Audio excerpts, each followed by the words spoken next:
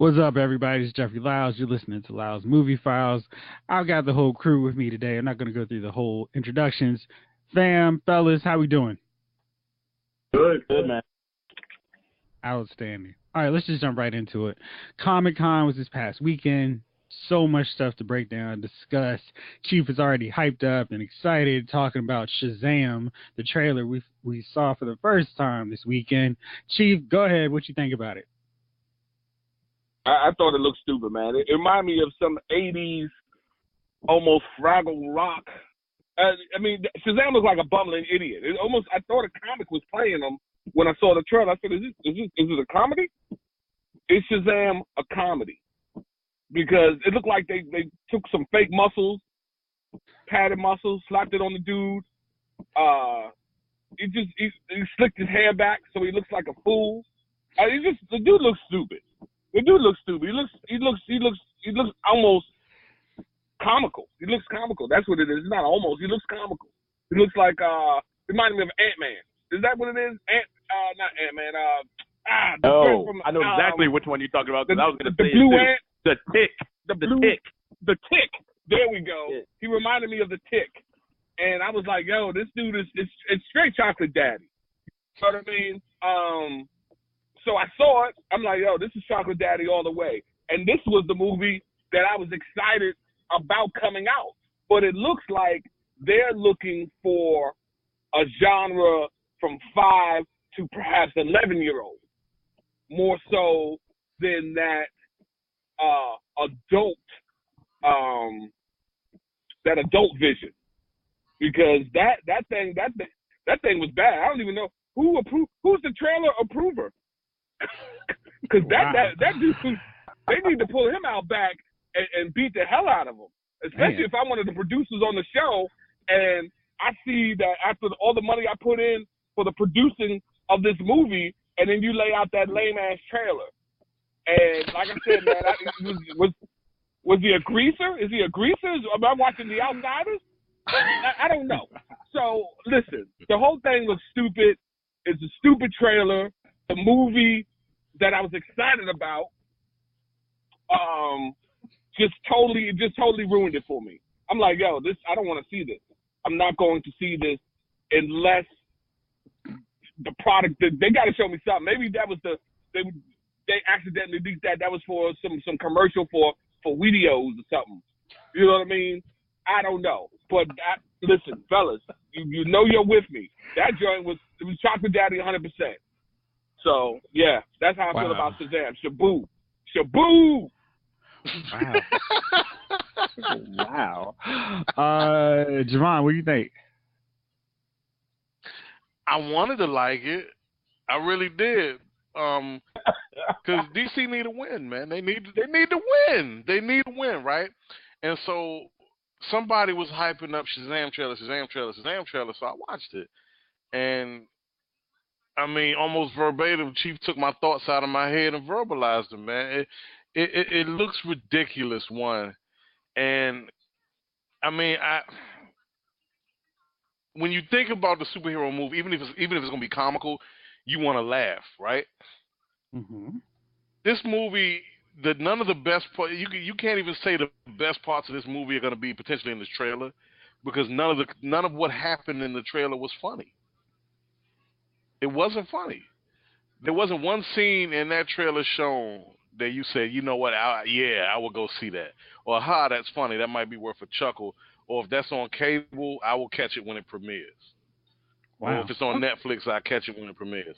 Yeah, it's just it's a movie. No love from you. Okay. Yeah. All right. Let me see if anybody else has a different opinion. Jace, what do you think about it?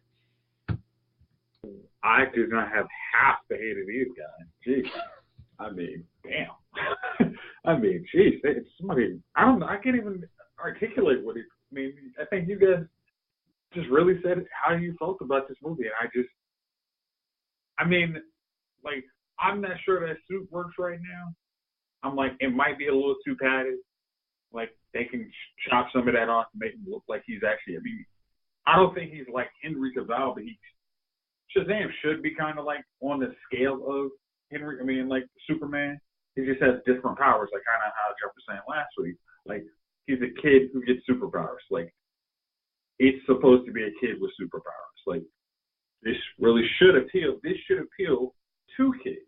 It's not. I mean, it's like, hey, I will. If you take your young son or daughter, it's not going to make them hate it. It's not going to be like Phantom Menace, like where they're like, wait, this isn't as funny as they think it is. Like, this should be how a kid should act when he's got superpowers. Like, oh, I'm gonna get beer because nobody thinks I'm actually a 10-year-old. Like, stuff like that. Like, so I mean, like, I'm like, okay, I don't know. I mean, I think is that Mark Strong is the bad guy, Jeff? Yes, it is. That's my boy Mark Strong, Sinestro from Chief's favorite movie, Green Lantern. Yeah. Yeah. So I mean, it's like, okay, so we got Mark Strong, Shazam, who's not a jerk, which, as we all have articulated after last week, that Giovanni has finally seen the light. Shazam, I mean, Justice League War was horrible, and some of it was because Shazam was a complete tool before he got powers. So this is a kid who stands up for somebody else. Like, okay, this should work. It's like, you don't have to have him Shazam most of the movie. It's like, I can actually be the comic part, and then you get to the action when you got Mark Strong doing his thing. So that doesn't seem moody and make me want to slit my throat. The world sucks, so that's already a good trailer for me. So it's on my list. And Gunner, what do you think? Ben told y'all last week the joint's gonna flop, and y'all were like, nah. See, some of y'all seeing the light. I'm telling you, this looks whack. It's gonna be whack. It looked like the Tick and Arthur, only without the Tick suit. It literally looked like that, only with like a red Black Lightning suit. That's all I got. I'm like, well, I called it. I'm just gonna say I called it, and it's gonna flop. It's gonna flop. And poor Mark Strong, he's gonna be in another joint. Another DC Comics joint. He's gonna be like, forget it. I'm done playing villains in DC Comics because y'all don't know what the heck you're doing. I'm moving to Marvel. And he'll probably play like the real Mandarin or something, and people get mad because he's mad. They'll probably get it to play Doctor Doom. That would be awesome. Yeah. Could you imagine? That dude would be awesome. That's right, because Fox took over. Yeah. Or got taken over. Yes. So yeah, I'd be awesome. He needs to switch to Marvel because DC doesn't know how to use such a great actor, and that's it. All right. Wow. Well, looks like despite my thoughts, it's going to be a majority. You guys hated it, but I thought this was Shazam. I mean, it's not supposed to be a dark and moody movie, or he's not a dark and moody character. He was always lighter, like a child's fantasy version of Superman. And I think the movie, at least in the trailer, captured that pretty well. He's not upset about his past. He's just excited that he's got superpowers. And I think this is the kind of movie that they haven't brought out to the masses yet. And I think a lot of families are going to like this. And DC has really struggled in terms of getting families, with the exception of Wonder Woman. You know, because you're not going to take kids to go see Batman versus Superman in droves. And I think Shazam is going to be like, ooh, I want to be Captain Marvel, Shazam. So I think you guys are going to be surprised. You know, whether you like it, it's up for debate. But I think it's going to do well, and it's going to be the kind of movie that's going to help Warner Brothers with their DC movie turnaround. Now, speaking of DC and their movies, let's switch over to the other big trailer that we saw from them, Aquaman. From our text thread, I got the feeling that your thoughts on this were a little bit different. So let's start off with Gunner. What's your take on Aquaman? I thought it was good. I mean, that's Aquaman. I like the take on Aquaman that they have, and it's the same dude, you know, from meeting the same character traits as we saw in the other movie. Yeah, we're gonna see Black Manta. I mean, we're gonna see some classic villains that look like they're done well. It looks like the classic, you know, underwater. Who's gonna take over Atlantis? Who's in charge of this? Arthur trying to figure out his life since he's between two worlds. Works out for me. I'm good with that. And going back to Shazam, yeah, it looks like a good Shazam trailer, but so did Thor. That doesn't mean I'm excited about the movie. The movie's whack. Chief, how about you? What do you think about Aquaman? Aquaman trailer turned me around. Because, you know, I had been, and that's the funny thing, after watching him with the Justice League, and it's all right. Yeah. You know, I was like, you know, this dude here. But then actually watching the trailer, I was like, hold on. This thing here it looks like it's going to be exciting. It looks like it's got some good action sequences. So, the trailer turned me around completely. So I'm excited about this one now. I'll be the first to admit that I was totally the other way up until I saw the trailer. And as I said, it's funny how trailers can change your mind about something. Because the way I switched off to Shazam, I thought I'd be excited about that till I saw the trailer. But I saw the Aquaman thing. I mean, it looks pretty good.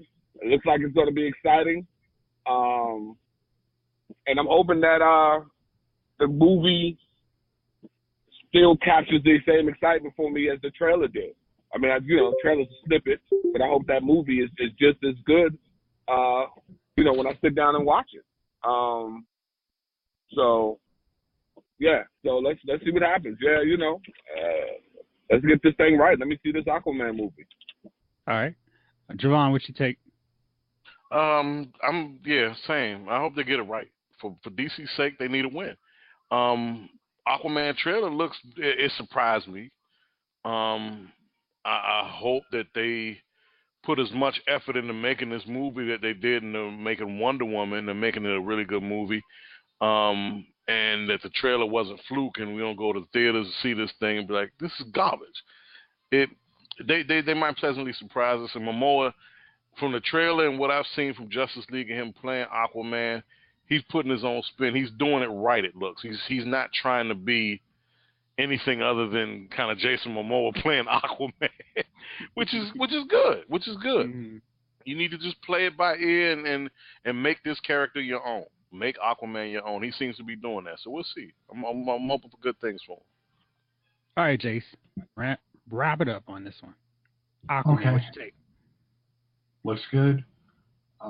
Looks like it's got some decent action. I'm not sure if it's gonna kind of go like Thrones of Atlantis, which I'm okay with as long as we don't get rid of main bad guys just for the sake of shock value. I think DC has kind of learned like not to do stupid stuff like that. Like you don't kill off your bad guys. I think Marvel kind of helped them figure that out, which I think I appreciate it because they were always bad on that. Like even with the early Batman movies. The two Batman movies that were out before with the Christian Bale one. But yeah, so I'm it's like, okay, Jason Momoa looks like, I'm not really sure if this is like I think I talked to you, Jeff, and like I don't know if this is like a prequel before Justice League, kind of how Wonder Woman is a prequel to Justice League, but to Dawn of Superman, yeah, whatever. So Dawn of Justice. This is after Justice League. Okay, all right. So, okay, it's gonna flesh out some of this, the little bit of Atlantis we saw, give some backstory to them. So, I'm thinking, they put some money behind it. It's like this. It's not a story that really should come off as stupid. It's like, this is a guy torn between two worlds. Like, there's plenty of material, even if you don't get the character 100%. It's like, it's a person torn between two worlds. Like, just use, anybody's got some real world examples, like your life, your relationship, like, just use that, and that'll be your guiding light. And it's like, and then if all else fails, just listen to Jeff Johns. Like, you'll be fine. So they do that. I think, and based on the trailer, they're looking like they're doing that. So I'm gonna be excited to see this one. To your point about the villains, I definitely think they've got some potential to keep both or one of them at least around, and hopefully, now this is one thing that we didn't get any news on, but I still want to see the Justice League sequel, and I want to see the Legion of Doom, Secret Society of Supervillains, whatever they want to do, and throw Black Manta, Deathstroke, Lex Luthor, and then whoever else. But yeah, I want to see that, so I'm hoping they keep those guys around. Now, let's see. We also had the Aquaman. We saw the new Flash trailer, and we saw The Walking Dead. So You guys want to hear your thoughts, not necessarily on all three, but which one of those three TV shows kind of stood out to you and why? Chief, let's start off with you. All right, so one of them was Flash, one of them was The Walking Dead, and what was the third trailer? Arrow, but I know you don't watch Arrow. Okay, yeah, I was going to say, I said one of them. All right. So, can I be honest? Can I use my honest voice? Yeah, go for it. I hated them all. I didn't watch the Arrow trailer, so I can't spew hate that way. For whatever reason, The Walking Dead, it didn't excite me. It looked like, I mean, as when you watch the trailer, it looked like all the communities getting together, a couple of dust-ups as the communities learn to trust each other or settle into some trust or whatever have you. It didn't, like, I think the reason why my man's getting out is not because of kids, there's no more material left for him as an actor. Like, it's time to, like, it's time for me to go. There's no more, it's nothing more that we can do here.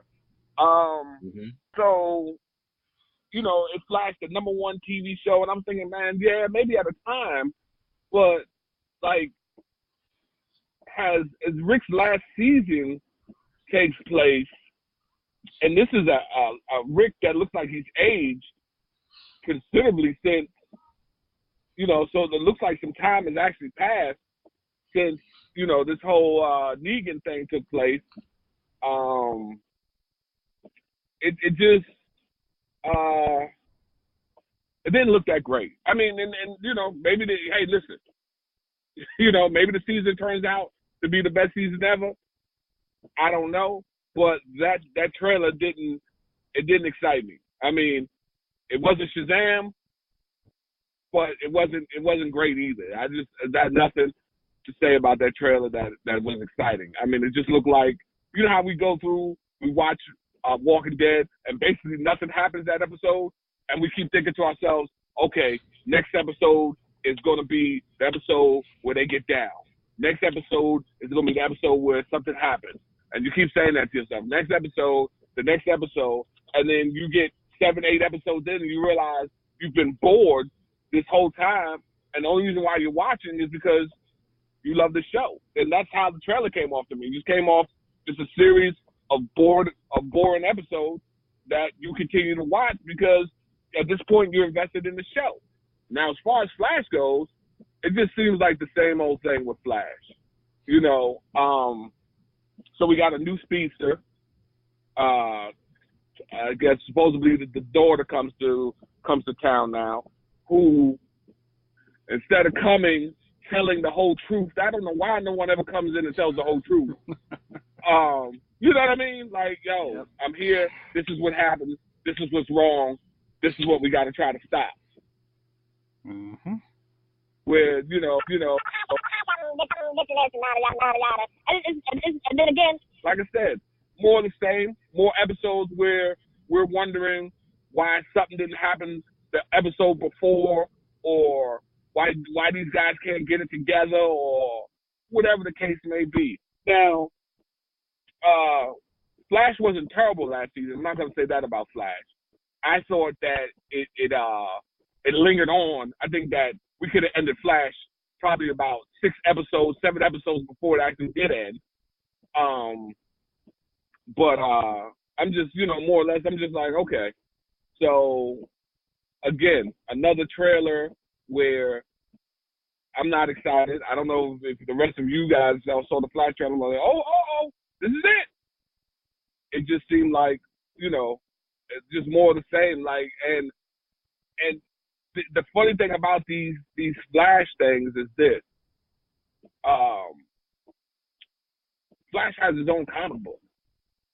There's literally hundreds of storylines that you can go with. Matter of fact, you could go with several good storylines a season and still have enough storylines for 10, 15 seasons.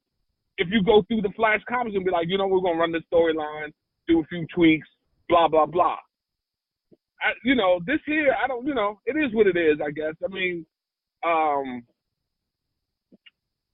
really thinking that some of these shows would be better served on the Netflix side at this point. I think that by watching the superhero shows on the Netflix side and then coming back to the regular CW side, I think that there's sort of a difference in and I want to say realism loosely, sort of a difference in the realism and things that take place or could take place in it. But like I said, Flash just looks like more of the same, as you know my saying, was $6.99, now $6.99. So yeah. All right. Let's see, Gunner. What trailer stood out to you, and why are those TV shows? So, I don't watch The Walking Dead because that show's been boring forever, so we're just gonna leave that there. I'll go from bad to good. So Walking Dead, whatever. I'm just like, I don't know, when is this thing ending? Like, seriously. And then let's see, Arrow. I don't know.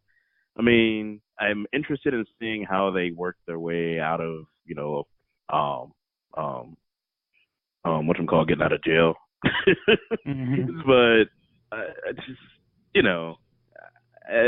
I'm a little tired of the whole chick playing Black Canary, and she's really, Black Siren. I'm getting a little tired of that whole this is Laurel, this isn't Laurel thing. So I'm a little tired of that. I think I saw Michael J. Wright, so yay, birthday twin in there. But, I'm interested in seeing how they go, but I feel like I'm looking at a really, really, really long season of resolution. And I don't know if I'm going to sit through every episode, but I'm interested in seeing what'll happen, right? Then we'll move to Flash. Flash, I definitely want to see how they deal with this time travel thing. I think we saw Wally in there. I think he has straight hair still, which is kind of annoying. But whatever. I am excited that he's finally, that Barry's finally getting his ring. Like, I just saw that. I was like, oh, hey, that's cool. And then we got another villain. I don't know if he's time traveled or what, but yeah, I'm down. Good deal. Jace, what trailer stood out to you? Okay. Walking Dead. Why do you always sound like you've been running? Because I have to figure out where the mute button is. That's all. All right. I really okay. So Walking Dead.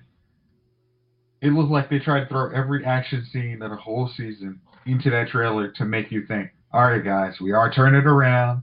Even though you've heard these rumors that we're going to change up the script, this really is us changing the corner. There's going to be excitement every episode. You won't know what to expect. But some of us have seen these trailers like that. It's like, yeah, I've seen that before. I don't buy it. I'm not. I know what I'm in for. It's going to be a whole lot of slow episodes. So that one's moving on. Arrow. I think I gotta agree with Melvin on this one, because it's like how they're gonna get out of the resolution of last season. It's gonna have to take like 3 or 4 episodes for it to actually make sense, and then it'll be like by that time I'll be bored with it. So it's like I'm watching it, but I'm definitely watching that on the DVR instead of live. Flash. Flash, it's funny because I read that the last part of the trailer was actually supposed to be the last part of season 4 of the last season's episode. So you kind of can see that, there's somebody who's really kind of invested in what Flash is doing. And I don't know that much about Cicada, but he seems like he's not. If you keep him off screen most of the season, he could be good. But if they're gonna have him like DeVoe seem like this super menace, and then all of a sudden they beat him in like 5 minutes in the finale, that's not gonna work either. So, hold on, let me interrupt you real fast. Now, have any of y'all seen this dude? What's Cicada supposed to look like in the comic book versus how he actually looks with the casting of old boy Chris Klein from American Pie. That is a Mark Wahlberg switch up in terms of casting a dude who is bald, old, and white haired, and replace him with a former future heartthrob. Okay, now if the guy's going to be immortal, you would say, hey, why would you, if you're going to be immortal, why would you want to be an old dude? That happened late in the run. Okay. So, the rumor, I mean, like, and I'm not plugged into anything, but just like the theory, everybody thought that the guy they were actually going to cast for Cicada was going to be Mark Pellegrino from Lost, Jacob. And Jeff, we're going to talk. Eventually, we're going to understand who that is in another show, but we have all summer, and you're going to be on that. Yep. So, if he had actually been Jacob, that would have he looks like kind of a dude who could be a cult leader. Like, yeah, he's Okay. there's a little something off about that dude. Yeah, I could buy him being mesmerizing cult leader, dude. Chris Klein. Last thing I saw him in was Election. You had this thing, American Wedding or Reunion. Yeah. I mean, like that, but that was something like outside of the American Pie kind of. Oh. That's kind of where I was going. I wanted to say, hey, not as, what was his name in that movie? Stryker. Stryker, yeah. So I'm not saying he can't do it. I mean, it's just like, hey, just don't put him in. Just don't overexpose the dude.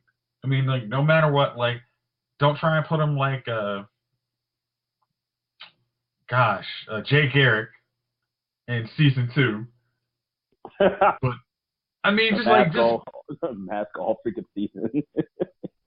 Huh? No, I meant like actual Jay Garrick, like how Zoom was.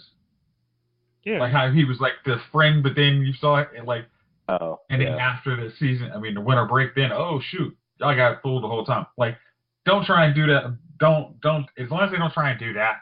Like, oh, he's some scientist in the freaking Central City. How dare you accuse the CW of not being original with their Arrowverse shows? They're breaking new ground every year. Okay.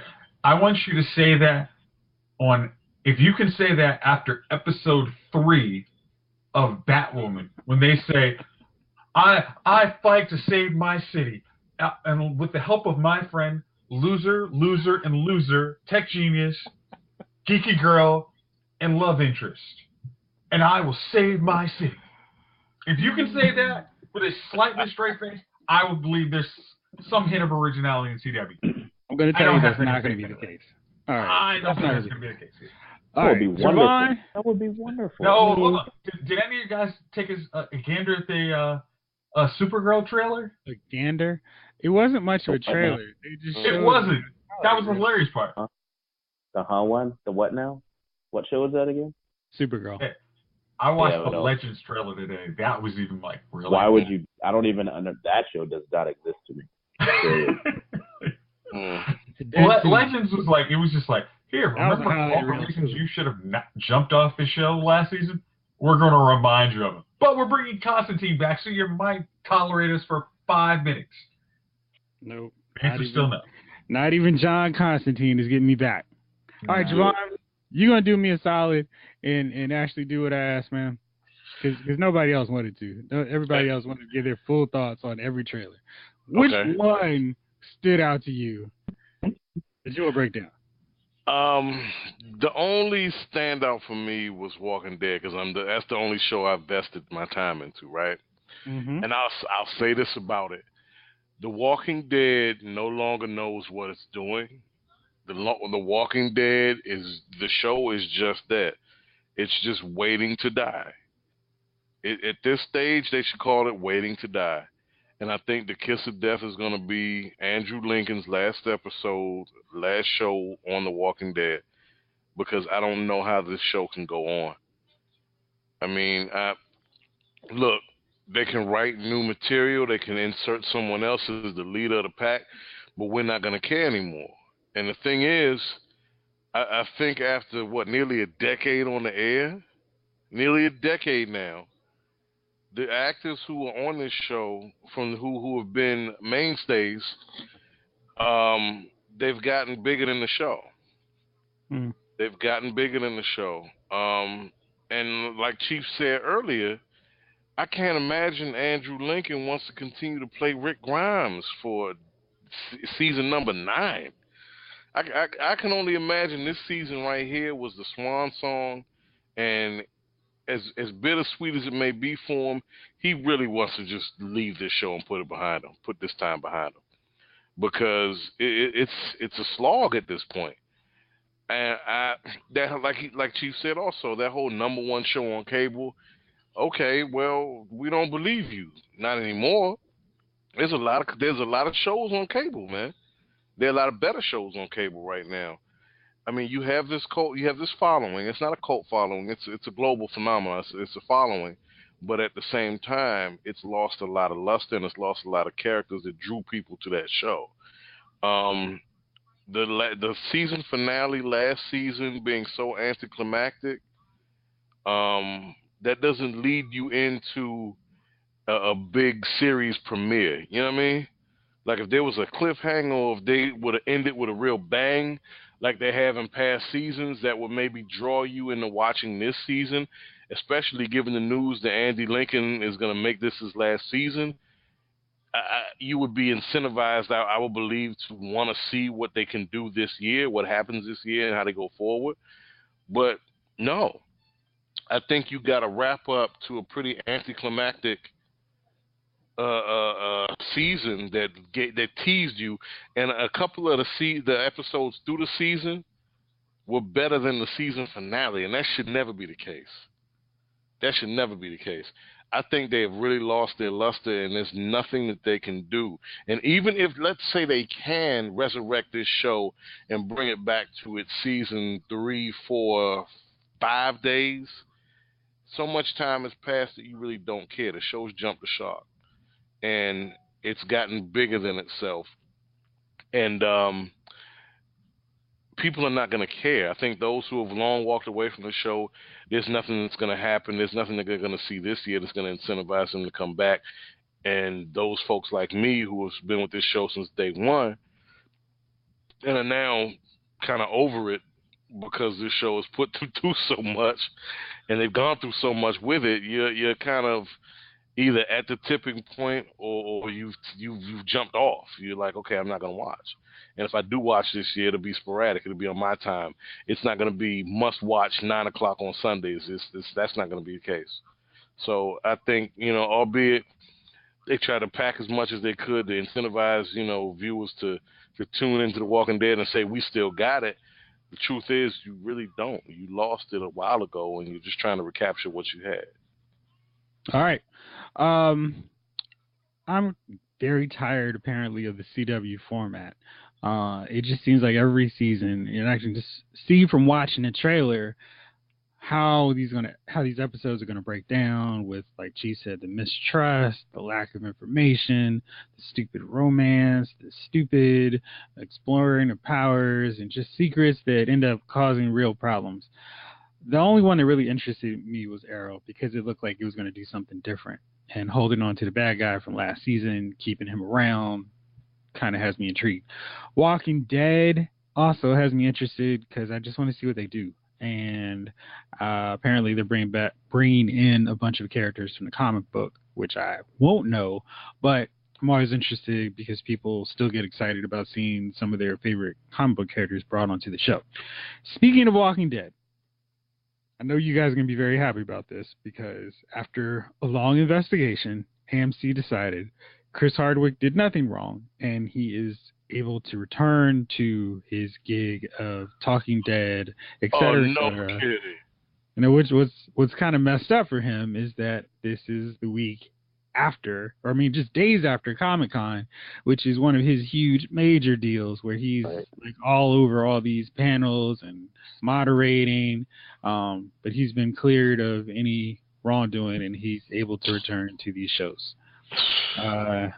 Like somebody set him up for that, man. They were like, nah, we don't want you to do this. We don't want to pay you. It seems a little too coincidental to me. But, all right. Yeah, let it ride. Well, at least he didn't miss out on any of the season. So I know you guys have all said your piece on that one, but anybody have any good thought on it? I do. I do. Like we said before, there's going to be a lot of these kind of witch hunt and guilty by court of public opinion, because that's what we do these days. Here's another guy who, no matter what, he's not going to regain his luster.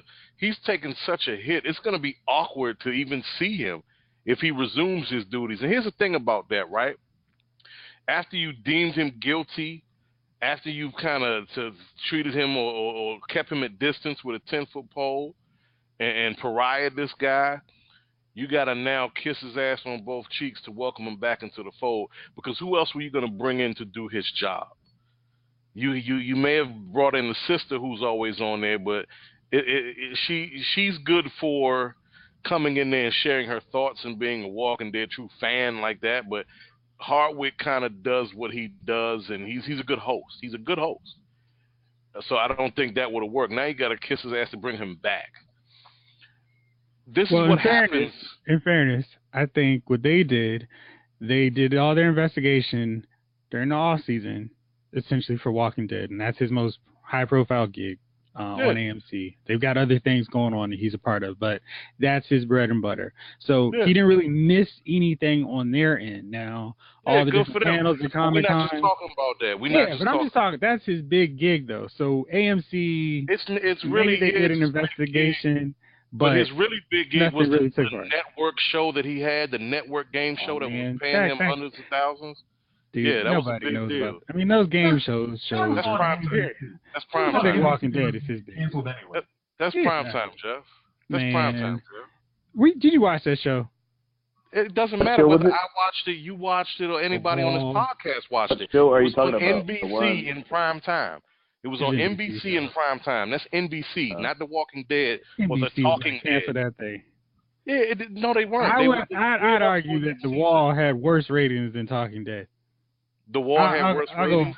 I'll go track it down, but yeah. Yeah, but it's NBC. It's NBC Dude. versus in 2018, that doesn't matter anymore. I mean, nobody's sitting up there like, oh man, did you watch that hot show on NBC, dude? Budget. We talking about budget. Be realistic. You think AMC? I'll be super realistic. Paying more than NBC's primetime game show? Dude, they're showing stuff on AMC better than the quality of shows that you see on NBC. You're not answering my question. Do they? What's your question?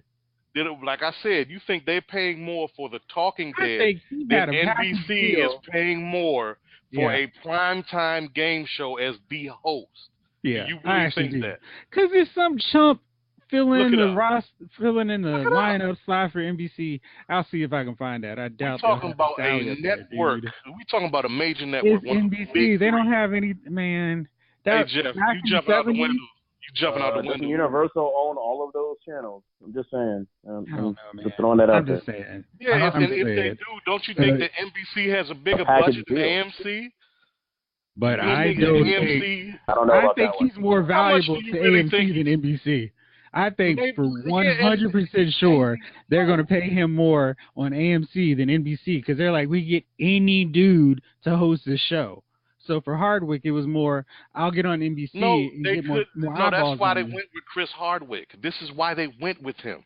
But I don't think they were paying him more than AMC was. You don't think so? Look that up.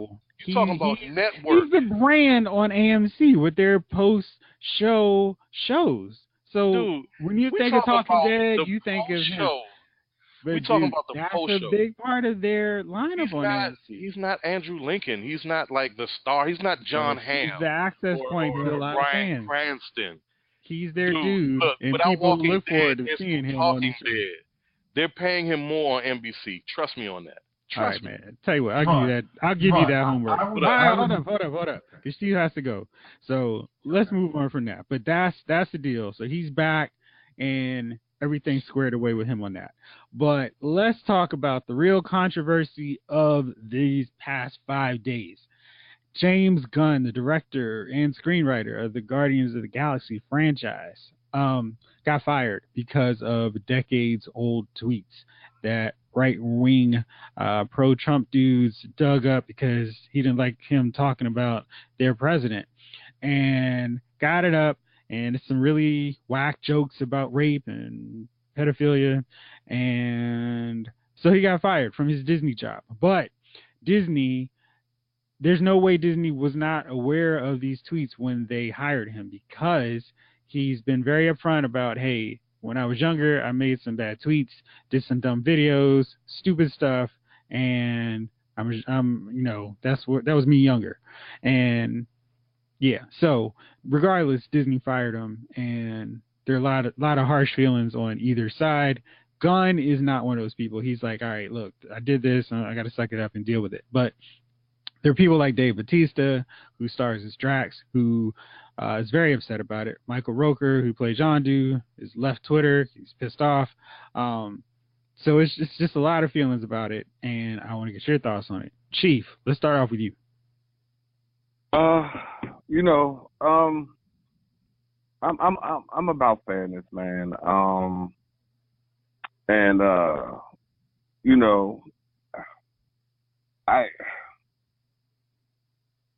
I just got to, we just had that conversation about my man, the Josh Hader, or Hyder, or whatever, from the baseball thing. And,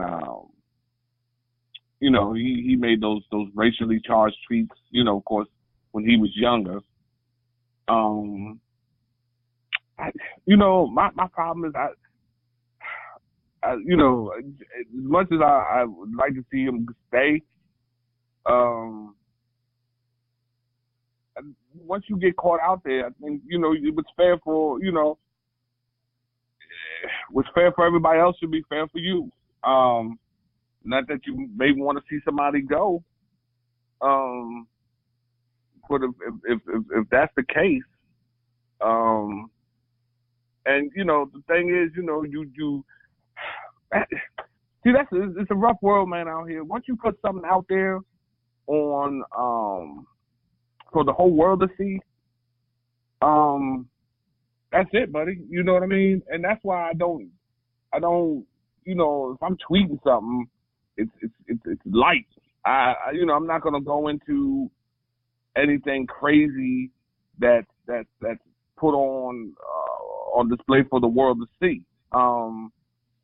Nowadays, you suffer consequences. There's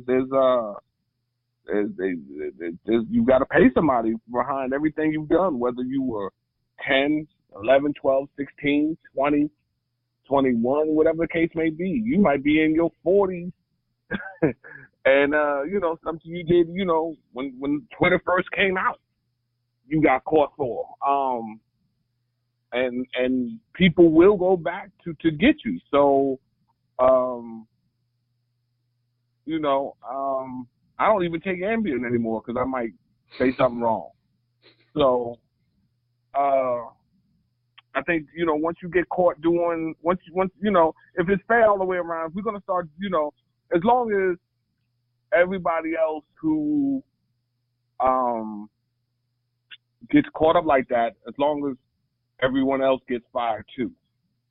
Like I said, I'm still waiting for something to happen to the baseball player. I don't know if they got him or not.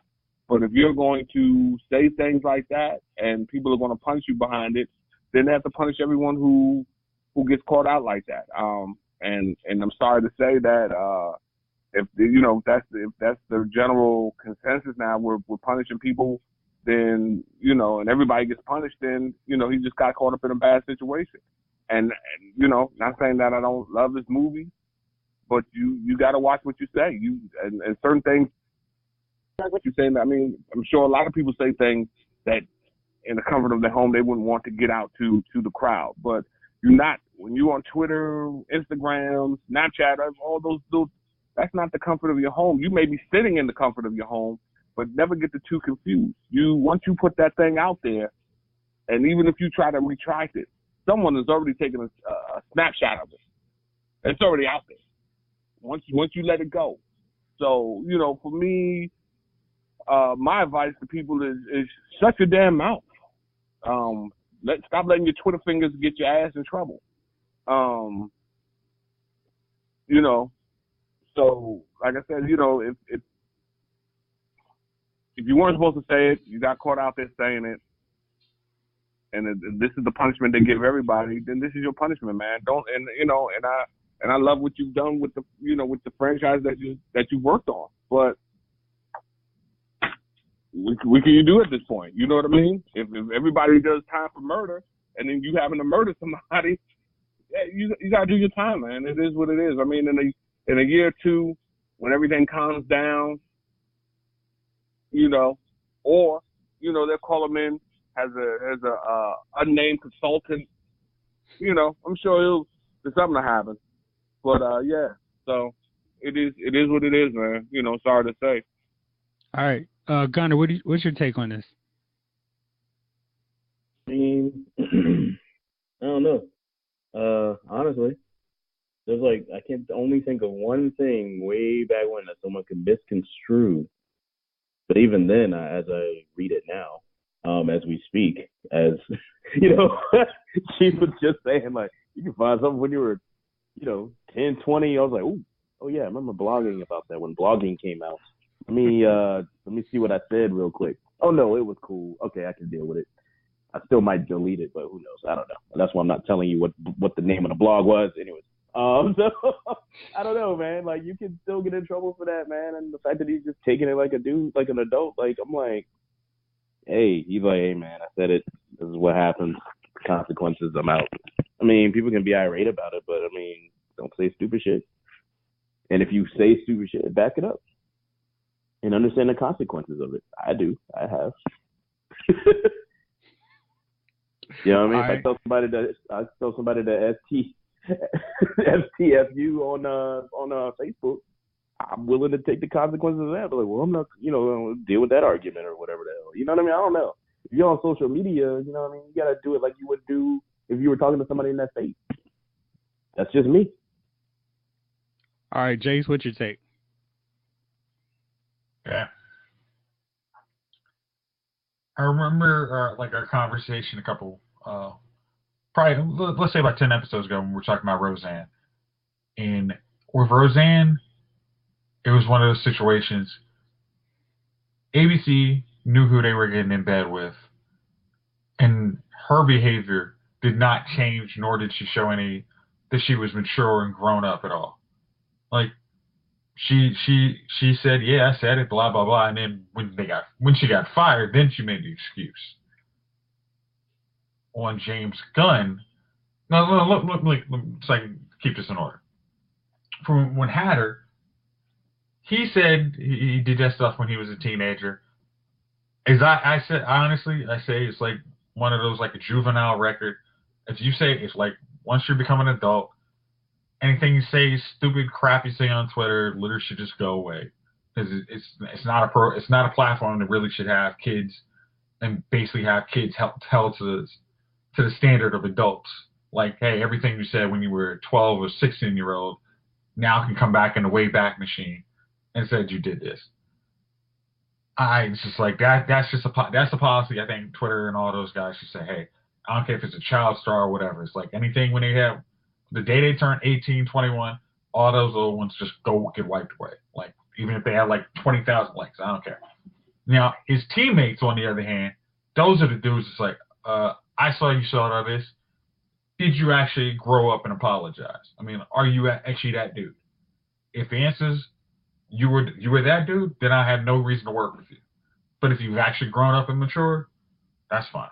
That's kind of the same. And I don't know if you, Jeff, you saw the guys from New Day said the same thing. When Hulk Hogan got reinstated, they were like, "Hey, we're releasing a statement. Hey, I don't know the dude. Those words are indispensable. But if the dude has actually changed, we can work with him. But if he's made a sincere apology, that's not him. We can work with him. I mean, same thing with Hatter. James Gunn, on the other hand, has a different story.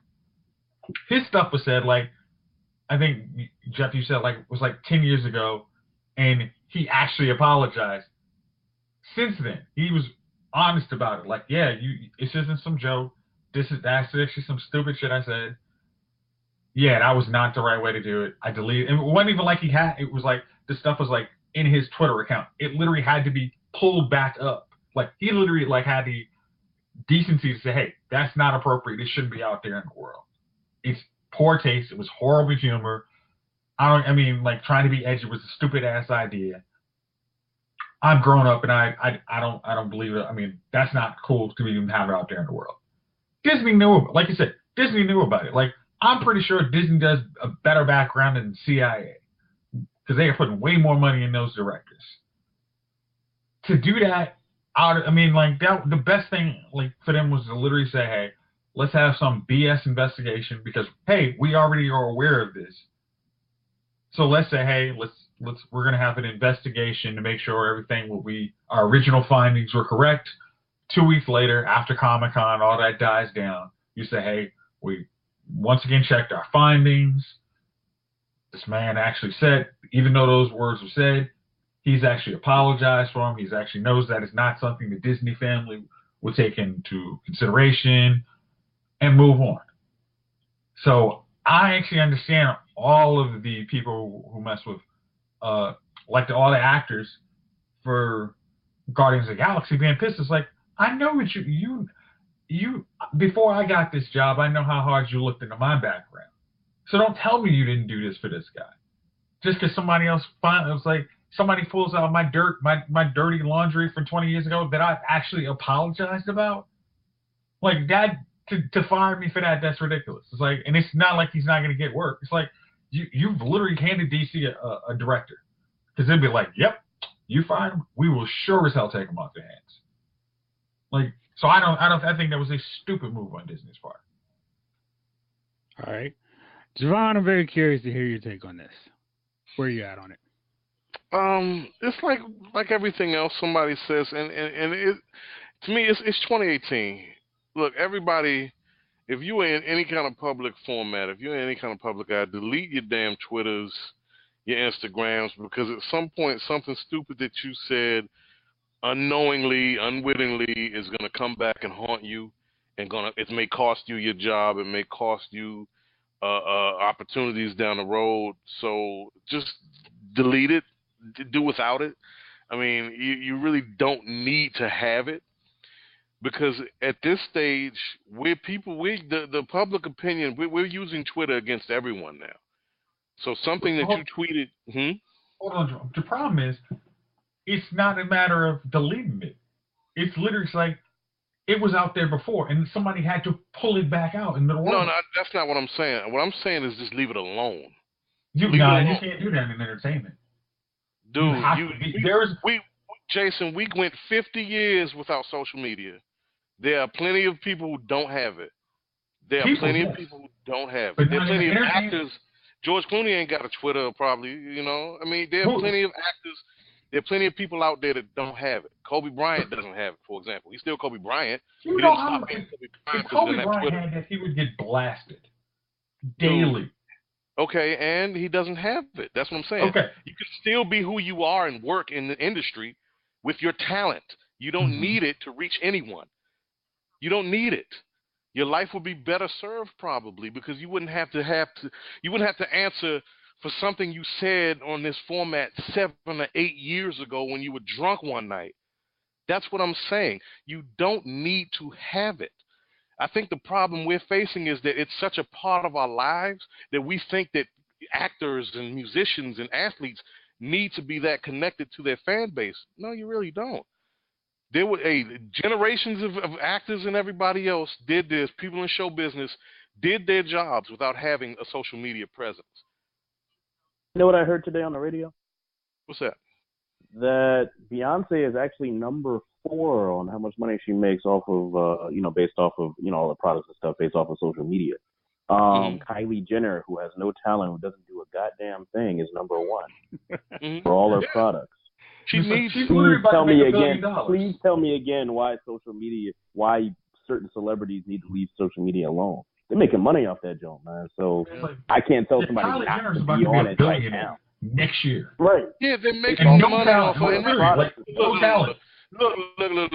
Y'all using social media what y'all doing right now. If you're using social media as a tool, I mean, look at what y'all doing right now. That's what I'm saying. Homie. I'm not saying that either. Stop. If you're using that platform to earn a living, then that's how you earn your living. James Gunn is not a professional tweeter. He doesn't have to do that.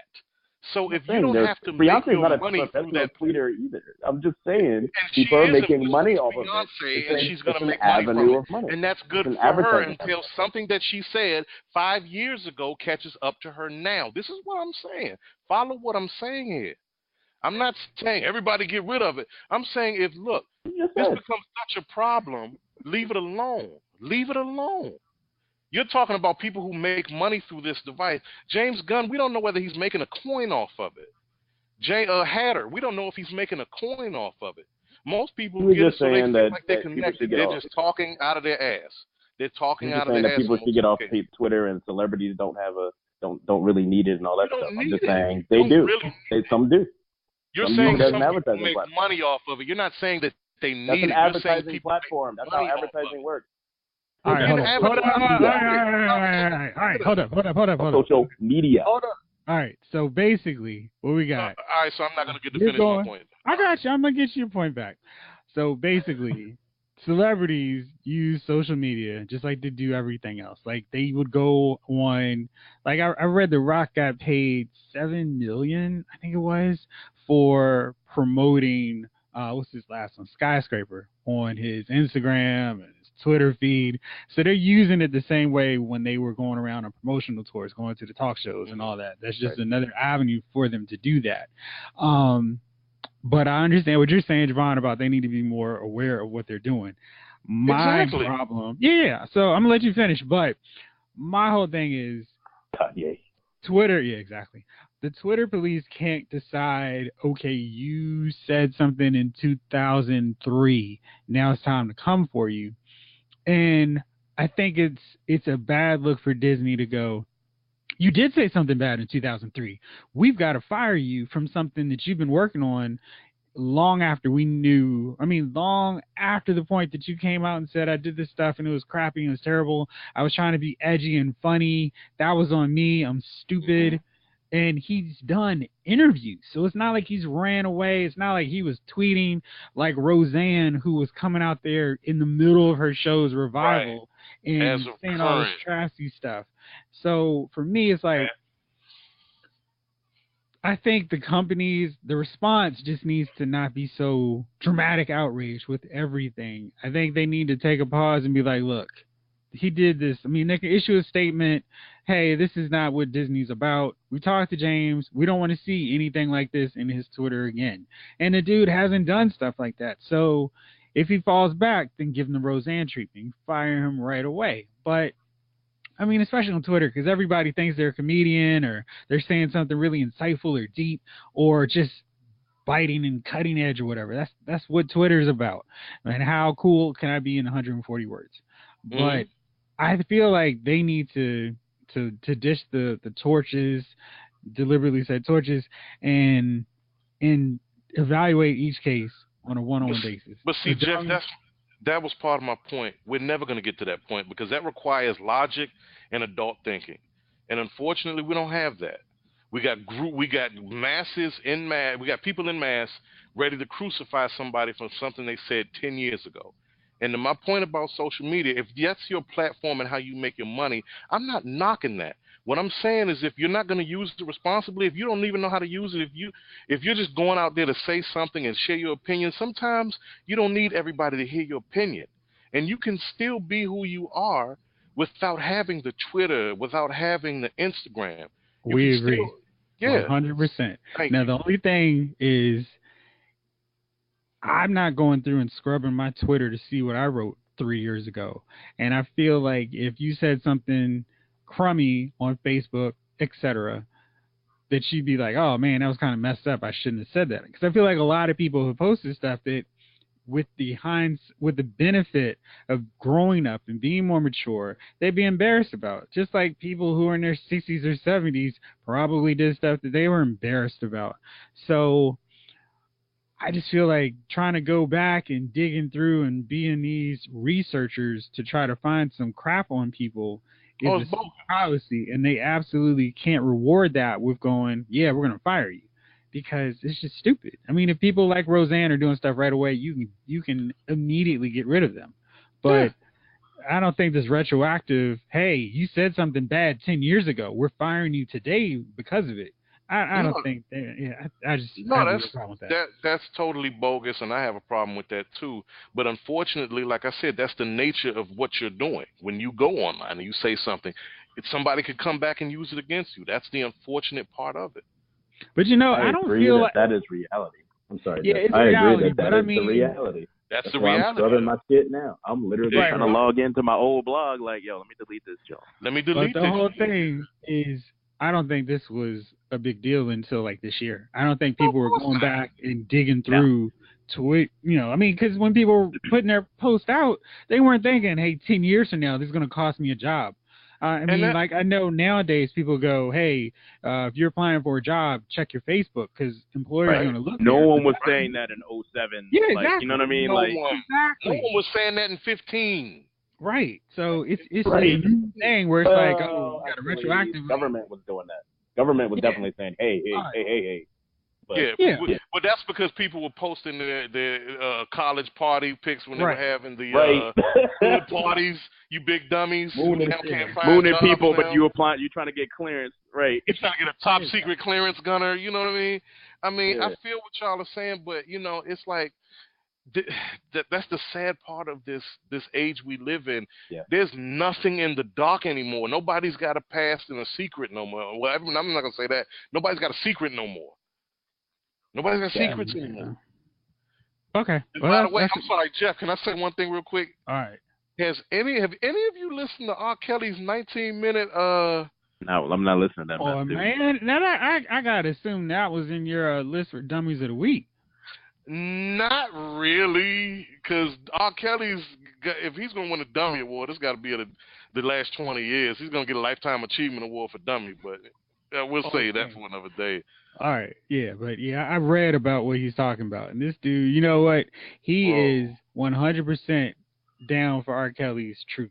Now, whatever that is, he's down for it. He is not wavering whatsoever. He's not blaming Ambien. He's not blaming youth. He's just all about, hey, this is me.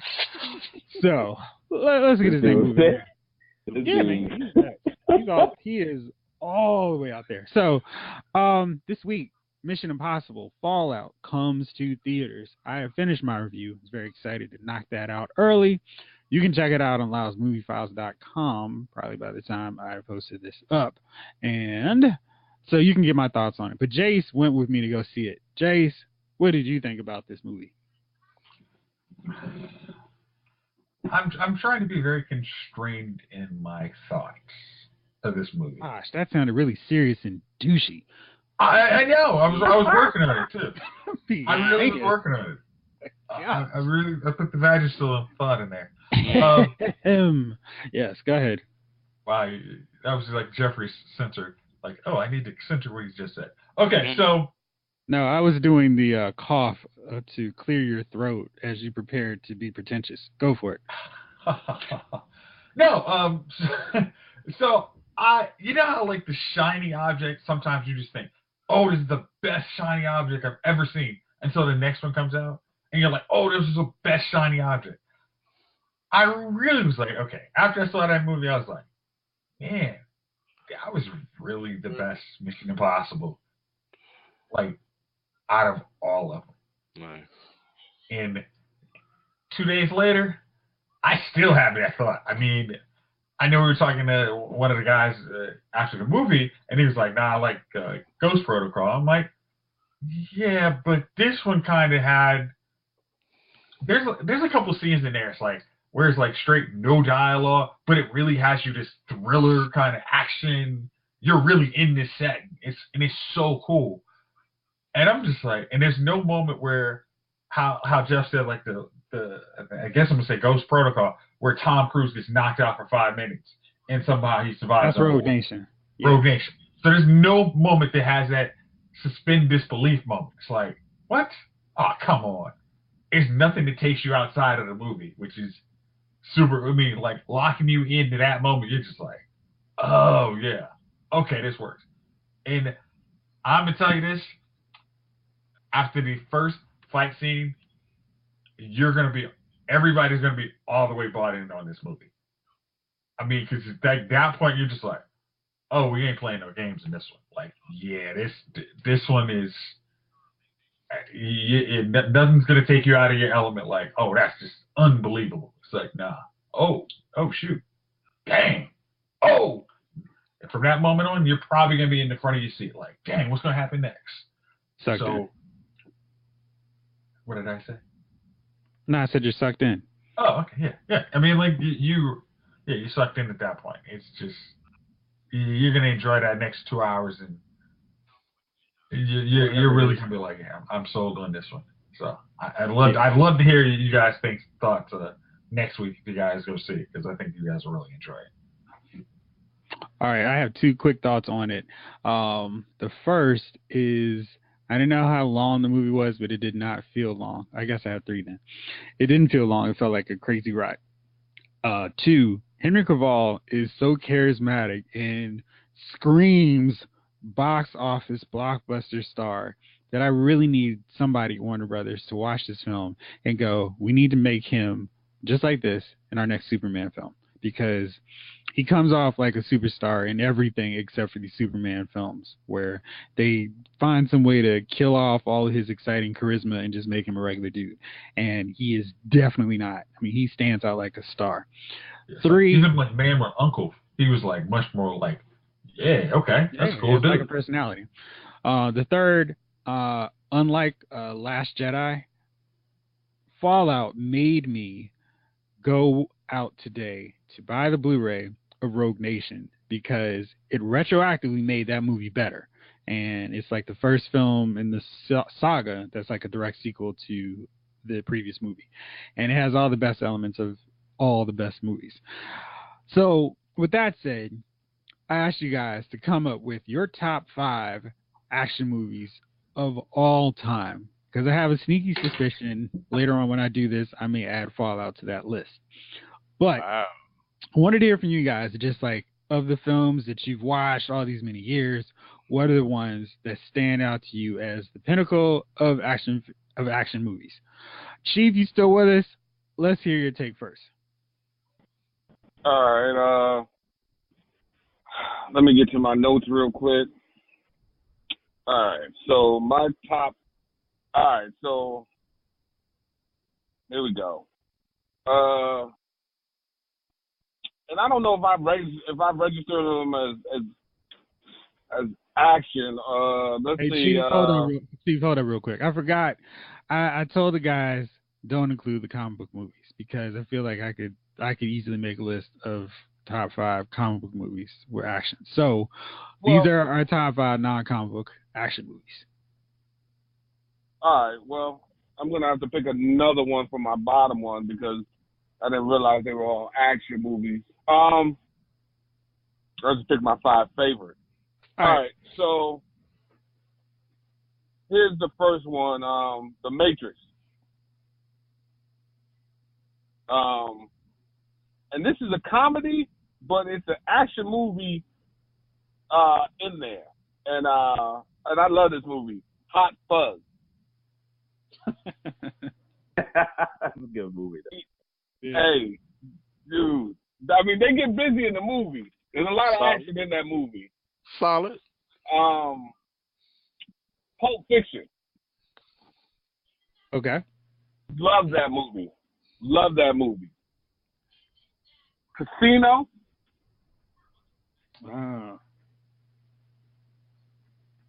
Okay. You know, you made a grunt like it didn't go well, like you had some hot sauce in that. No. Casino, my man was like, No, I was just trying to think of action. That's all. Hey man, it's your list. Let me say what you need to say. I was just trying to think of the action scenes in Casino. That was all. I know there was some violent moments, but yeah. Well, I mean, the killing is action to me. Yeah, that's true. And they killed They killing. They killed a whole bunch of people in Casino. They did. It's a massive body count. Shoot, Casino starts off with an explosion. Yeah. All right. So that's your 4th, right? That's my 4th, man. And like I said, the action movie. See, I had like I said, I thought they were favorite movies. So I had Groundhog Day as my 5th movie. a non-comic book movie, great action. I may have to go another gangster movie just off the top. I might have to go Goodfellas. All right. Those are good choices. So I see where you're going with the action. Okay, yeah. All right. Good deal. Gunner, how about you? What's your 5? Oof, okay.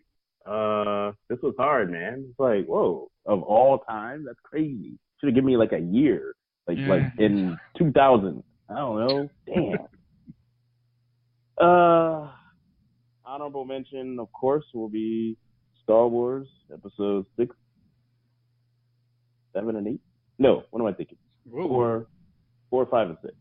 Sorry, the original ones. Okay.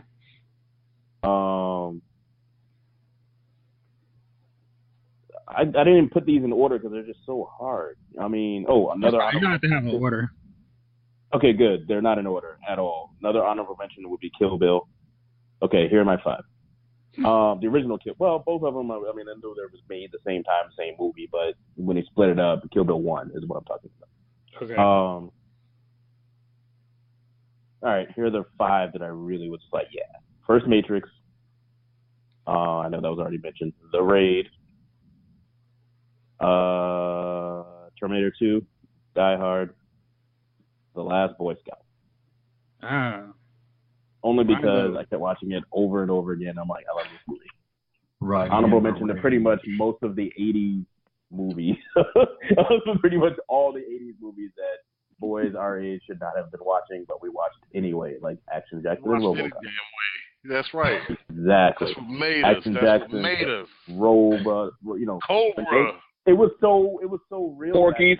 That they had to have a G.I. Joe dude get stabbed in a cartoon, like in the cartoon movie. That's how action movies were in the 80s, man. It was real. Dude, they were building us to be the Cold War soldiers. They really we were. Had conflict, and we played with guns. Our toy guns were guns. Rob somebody with those damn things. Like they were trying to make us warriors, man. It really was. And I knew this wasn't part of the category of what you said, but I threw this one in there in case we had like a comical action movie, which would be hilarious. Whatever your No pick. holds barred. No holds barred. Just for comic relief. I feel like we make fun of Jason too much for All-Star Superman, so I'm throwing No Holds Barred on mine so I can take some heat. Is that the one, like, the arm wrestling movie? Hogan and Zeus. What's that man? smell? What's that smell? JC's lining up for you. I'm going to prove that I'm the bigger man. I truly didn't watch that movie, so I cannot talk about it. Jace, you never saw No Holds Barred. I never saw it. No Holds Barred. Looked so ridiculous. Now we got to go back and make fun of you some more, man. Was Willow on your list for real? I don't know. No. Why are you gonna make fun of my list? I ain't even got my list out. Don't spoil your list yet. Okay. Gunner, were you done? I am completely done. All right, Jace, go for it. Okay, so I had, because this is a very hard list, I had to further eliminate anything with like a majority sci-fi element to it, which took out The Matrix, Aliens 2, and Terminator. Yeah. It's like that was the only thing that could help. Okay, so I'm not even gonna go my honorable mentions because you heard basically which would be 3 easy ones. So I have Heat. Nice. I got John Wick 2. Mm-hmm. I got GoldenEye, Gladiator, and I think this is the best Fast and the Furious. I'm not 100% sure, but Fast and Furious 6. I think that's the one where they got the opposite crew working against them. So that's definitely my favorite of the Fast and Furious. I'm even going to put the asterisk on this list. I know there's some movies from the 80s I should put on this list, but I haven't seen them in like 5 years, and some of that stuff is kind of, I haven't, because I don't own it. I haven't seen it like, I'm sure one of the Indiana Jones should be on that list. Oh yeah. I just haven't seen it in enough time, so it's like At least last like, week. it has to be. Hey, Jay. Hey, Jay. Yeah, Was that your list? that's my list. What made you like John Wick 2 over John Wick 1? I'm just curious because I thought John Wick 1 was better than John Wick 2. Even though I enjoyed John Wick 2, don't get me wrong, but I thought the first one was superior. I like John Wick 2 more because of the international flavor of it. I just really like how like when they're in I guess in Spain, or like I really like that setting where they're fighting in the tomb. Like I really like that scene, like when he's actually like he has to handle the business in the bathroom, like that tub scene. Like I was like, oh wow, that was deep. And I also like in the museum fight at the end. I really like how they shot that one. So that's really what got me on that one. Like both of them story were good, but I really liked how they just utilized the materials they had with them on part 2 versus 1. Okay, cool. Javon, what you got? Oh man. Number 5, Cliffhanger. It's Sylvester Stallone. Okay. That was just solid. Some people think it's hokey, but that was a solid movie, man. Number 4, The Warriors. Nice. Hey, come on, man. The Warriors is dope. I don't care what year you watch it, and that's a shame. You can't. That's a movie you cannot remake. Hollywood cannot remake that movie, and they better not try. It just wouldn't work today. Number 3, that's a toss-up between. God, I want to put First Blood on there because First Blood was the father to a lot of movies going forward, and the father to my number 1 movie. Number 2, Braveheart. Number 1, Die Hard, because Die Hard's not just because Die Hard was a great movie. Die Hard is the father to the modern action film. The modern action film where the hero cracks wise, the hero is every man. It's one guy versus, it birthed so many clones that you kind of got to put it high on your list, if not number 1, somewhere close to it. Okay, Javon, because I want to ask the same question, kind of, Lonnie. I actually almost put Die Hard 2 on my list. What did you think what made you like? Yeah, 1 is superior because I like the bad guys in part 2. Part 1 you got Alan Rickman, which was really cool, and his crew, but I didn't just give the edge to part 2's bad guys. No, the thing about part 1 I love, Jace, and part 2 I love every Die Hard up to 3.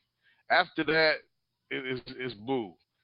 But part 2, it's not that I couldn't get with it. It's just it was a little more impossible odds. It was a little more unbelievable and hokey. Mm-hmm. But still good. He had what's his name? Sipowicz, his asshole cop he had to fight against and all that. It wasn't as good. They were trying to recapture the formula, but they couldn't.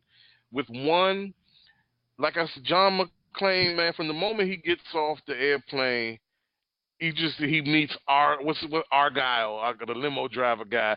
All these characters, they build them up, and you actually start to care a little bit about them. The banter he had back and forth with Carl Winslow, my man Ellis, who you knew Ellis was going to take a bullet to the face. It was just a matter of when. The Mr. Noble Nakatomi, Nakatomi could have said, you know what, screw y'all, I'm out, going through the back cave. But he you know what I mean? He took it one for the team. Yes. Exactly. Oh, he had a panic room. He could have had a panic room. I would have. I'm Mr. Nakatomi. The black nerd guy and the quarterback, his toast. That guy. That wasn't corny. Yeah. That was the good thing about it. That original token black dude of the 80s. Yes, because he was in Top Gun too. He was in Top Gun and all those joints, man. He was like the only black dude of that team, no matter what movie you watched. That was that dude. He was He was the original Saving the Last Dance guy, whatever. Yes, he was. You talking about Texas Walker Ranger dude? That was him too, wasn't it? That was him. That was him. That's him. God, we gotta find that guy. He deserves it. What's that Bama's name? I looked it up before. Yeah, I was watching Die Hard for the 100th time again. She loves that movie too.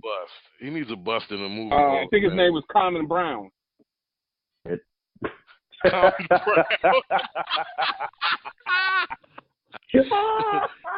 Standard black. Standard black. Looks like it's Clarence Gilliard Jr. Clarence Gilliard Jr. Even more. I'm just gonna not talk now because that's just funny. That's right. Clarence. Right. But That's it. Like Jace, I feel you, but Die Hard was just, and then plus, you know what I love with movies or media, any movies, TV shows, games, anything, man. When you're so good that you imitate it, and you actually start a trend where we weren't thinking about, especially during that time. We talking about 1988. We had gotten so used to the stars of our movies at that era being Schwarzenegger and Arnold, big muscle dudes with the goofy one-liners that don't go at all, right? Your toast. I remember when I said I'd kill you first. I lied. Get to the chopper, all that kind of corny stuff. Get to the chopper. Right. And here comes John McClane. He's funny. He's not big and buff. He's clever. He's just clever with it. And he just, hey, I'm trying to save my wife, man. I know everything's been a garbage sandwich since I got here, but I ain't going out like that, dude. I'm saving my wife, and I'm gonna be noble. And that was the thing, his nobility and his vulnerability. When he's stepping on the broken glass, man, he ain't got no shoes, ain't got no shirt, he ain't get no service, and he's still fighting out here, using the fire hose to scale the building, just trying to save Holly and the people. That was nobility. Hey, man, I'm going for it. I don't care. If I got to sacrifice myself, I'm doing it. But I'm a regular dude, and I'm going for mine.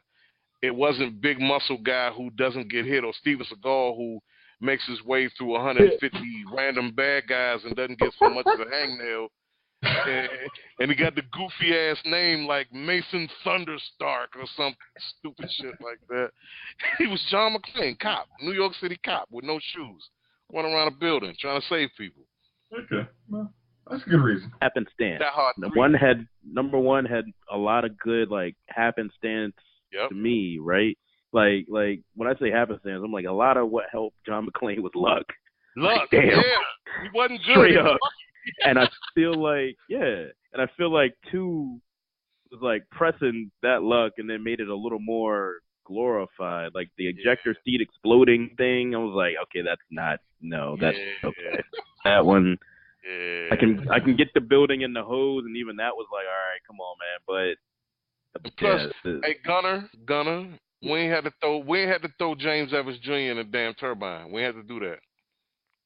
Yeah, the turbine thing was also like, okay, so this is the beginning. But Die Hard 2 invented the whole we don't really worry about inertia thing that spawned all the Fast and Furious awesomeness from 5 on. Oh, yeah. 4 on. All right, you all done, right, Javon? Yeah, that's mine. All right. I had some trouble on this one. So I've been going through my list as you all were saying stuff and taking off ones so we could have some fresh ones. So for my list, I decided I needed to go away from movies that had a story. I just wanted straight action. So I just needed the pretty much 85% of the movie, some fight, explosion, something. So that took out Kill Bill Volume 1, even though it has one of my all-time favorite action sequences ever. RoboCop, surprisingly, because there are some oddly non-action heavy moments in that. On Her Majesty's Secret Service, which is one of my favorite Bond films, despite not having Connery, Bronson, or more. And Mission Impossible 3, as much as it pained me to leave this one off. But I think there's some other films that are a little crazier and a little more insane on the action than that one. And Raid 2 surprisingly has too much of a story to make the cut, which is nuts. Yeah. I mean, it has a really good story. So that leaves me with, in no particular order, Expendables. It is all I knew that of was the number one. action dudes. No, this is number one. This is one. Yeah, But it's like yeah, all I knew that the made the list. action I'm sorry, I knew that dudes. made your list. Oh yeah. All the action dudes of all time in one movie. And that thing has like 2% plot. It's go here, save these ladies and Save dudes, girl. stop sleazy Eric Roberts at his ultimate best non-Dark Knight role, stop Stone Cold Steve Austin. I mean, this movie has everything an action person could love. It's got Jet Li doing stuff. He's fighting Drago, and that movie's crazy. Love it. And dudes are just blowing up. I mean, Drago's taking a rocket launcher and blowing up people in the first 10 minutes of the movie. So, yeah, all about that one. Mad Max Fury Road. That one was insane with the action. And it had Tom Hardy with a mask for half the movie. He couldn't even talk. Charlize Theron didn't have an arm, but they rocked things out. And it was such a creative action film. You could tell it wasn't CGI heavy. It was just practical effects, but they did it so well. And Jeffrey. it was a really unusual backdrop. What up? But shouldn't we have complained that somebody who didn't have an arm should have had that role? You know what? I'm not paying attention to that.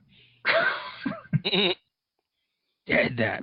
Let's see what else is on my list. So I'm big into war movies, so I had to go with the craziest or most action-packed, intense one that I have, Black Hawk Down. Because man, you care about those dudes, and their choppers go down, and that race to get to them, and just that crazy action throughout the whole film. Eric Bana looks like the next great superstar, and Ewan McGregor's doing things without lightsabers.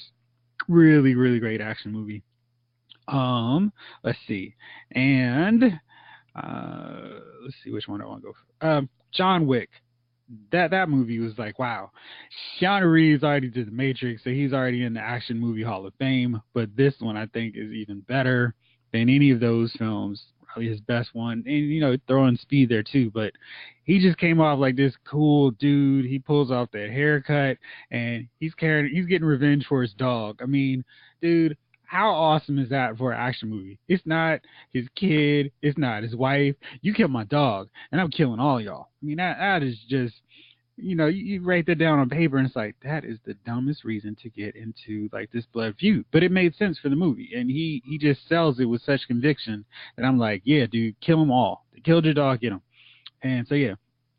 And my last film, I was going to see who was taking the raid, but since somebody did, I went with the alternate version of the raid. I go with Dread, but Dread 3D, because that movie, oh my gosh, that was one of those. 2 before it was Raid 3. Raid, I think it came out to Raid 2. No, it came out like right around the same time as the first Raid. Yeah. Oh, then it was Raid 2. Perfect. Yeah. I mean, it was great. Insane. It was like the Raid in 3D and magic colors. And Carl Urban did his thing. Cersei was going off. So, yeah, I'm a huge fan. I always tell anybody when that movie is cheap at like $5 or $8 on Amazon, that's the best $5 you'll spend that week. Great action. Well worth it in 3D. If you got a 3D TV, literally will make a 3D. If you saw that, like, when 3D TVs were big, as soon as you saw that, you were like, I got to buy a 3D TV. This is awesome. There hasn't been a movie that's been on the theaters to make as good a use on 3D as that movie. It's like Avatar, yeah. But that movie really makes a great action movie in 3D. So it's like, yeah. Why wasn't that a bigger movie?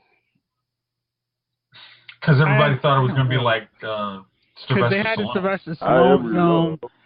Yeah.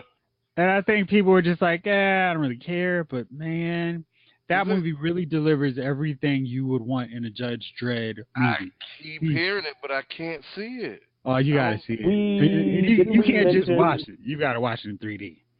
All right. Didn't we mention a Amazing. long time ago? Like I think it made. I thought you may have said this too. You like I don't remember. Don't quote me on this, but I thought. Yeah, I don't know if it was on air or just our conversations. That if I think it made more money box office wise than it was. Oh, excuse me, home box office wise than it was. Or home viewing, whatever, home video wise versus the box office, because everybody loves 13 million. It made almost 13.4 million. What the heck? The first one made 34.6 million. Alone and yeah, they got my money on that one because I went to the theater to see the first one. Lionsgate doesn't put their stuff out in a lot of theaters, so that was some of it. But man, that film is one of those, like, if you like action movies, Dread is all for you. I've never seen anybody that's actually seen it has never talked bad about that movie. They're like, yeah. Okay. Yeah. Right now, for those of y'all interested, Mission Impossible is at 97% on Rotten Tomatoes. I can't imagine there being a lot of haters who are going to throw that score down. Who the hell is the 3%? Somebody's going to be like, oh, it's too much action, or it's too intense, or it's not good enough. I mean, it's just, jeez. There was no love story, and I felt like that was a missing right. There's got to be somebody who's going to be like, yeah, let me be that dude. Because I want people to check out. We don't have enough Felicity. Let's throw that out there. You go see Mamma Mia. How about that? Yeah, you go do that one. All right. Well, that was it for us on the main end. Do y'all have any nominees for Dummies of the Week? Do I? All right. Well, let's mix it up. Let's throw it around a little bit. Jace, you got anybody? I'm going to call it negative, buddy.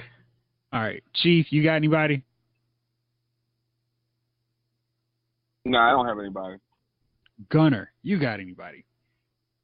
You already mentioned them, so, I mean, just R. Kelly, because, I mean, come on, man. I'm not listening to it. I just don't need 19 minutes of your Usher Raymond confession, homie. Like, look, you like little girls. You like little girls. Like, you should be in jail. That's it. I mean, I don't need 19 minutes of it. I mean, make that a deposition and then throw his ass in jail.